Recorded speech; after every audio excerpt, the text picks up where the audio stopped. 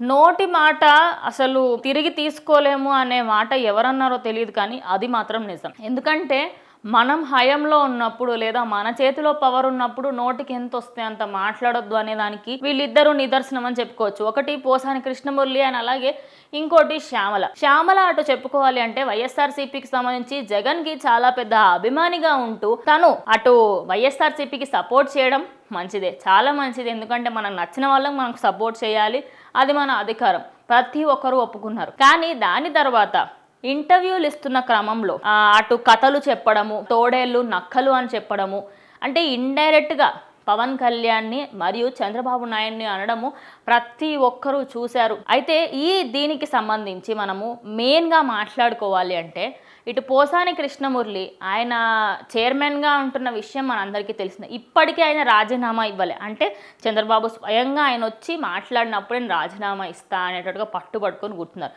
Present వీళ్ళిద్దరికీ బెదిరింపు calls వస్తున్నాయి. అటు పొలిటికల్ పరంగా టీడీపీకి సంబంధించిన వాళ్ళు అవ్వచ్చు, ఇటు సినీ ఇండస్ట్రీ పరంగా పవన్ కళ్యాణ్కి సంబంధించిన వాళ్ళు కావచ్చు, ప్రతి ఒక్కరు బెదిరింపు కాల్స్ చేస్తున్నారు అని చెప్పేసి ఇద్దరు కొన్ని వీడియోస్ బయటకి ఇవ్వడం జరిగింది. ఆబ్వియస్లీ వీళ్ళ అన్నన్ని మాటలు ఇంకెవ్వరు అనలేరు, అనరు కూడా. అంత దారుణమైన మాటలు మాట్లాడినందుకు ప్రజెంట్ బెదిరింపు కాల్స్కి సంబంధించి కానివ్వండి, అలాగే బెదిరింపులు అంటే కాల్స్లోనే కాకుండా వాళ్ళని ఇంటి నుంచి గడప దాటనివ్వలేని విధంగా అయితే చేస్తున్నారు.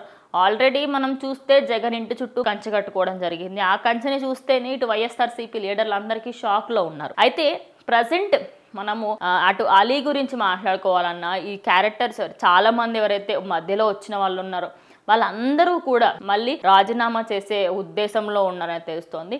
అయితే వైఎస్ఆర్సీపీకి సపోర్ట్ చేయడంలో ఎవ్వరూ అడ్డు రాలేదు, కానీ వాళ్ళ అన్న మాటలకు సంబంధించి వీళ్ళిద్దరిని ఇప్పుడు సోషల్ మీడియాలో అండ్ అలాగే మొత్తంగా ఇద్దరికి కూడా బెదిరింపు కాల్స్ మరియు ఇంటి నుంచి బయటకు రాలేని పరిస్థితిలో ఉన్నారు.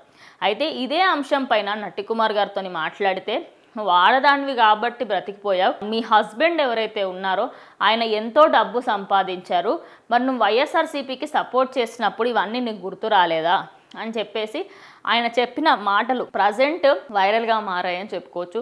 సో దీనిపైన మీరు ఏమనుకుంటున్నారు? పవర్ ఉన్నంత మాత్రాన నోటికి ఎంత వస్తే అంత మాట్లాడొద్దు అనే ఈ అంశం పైన మీరు ఏమనుకుంటున్నారు? కమెంట్ చేయండి. ఇది వాటి వీడియో, ఇంకో వీడియోతో మళ్ళీ కలుస్తాం.